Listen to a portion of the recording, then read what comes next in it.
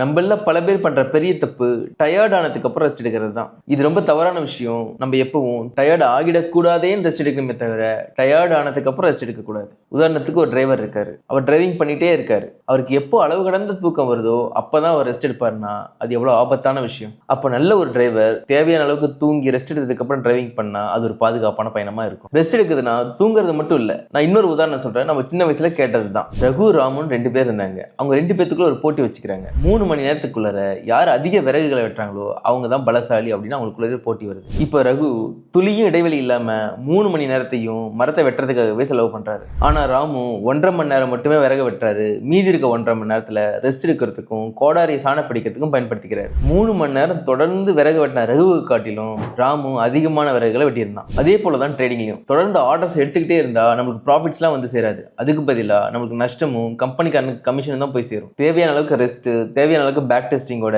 Smart ட்ரேடோட support இருந்தா நீங்களும் profits பண்ணலாம்.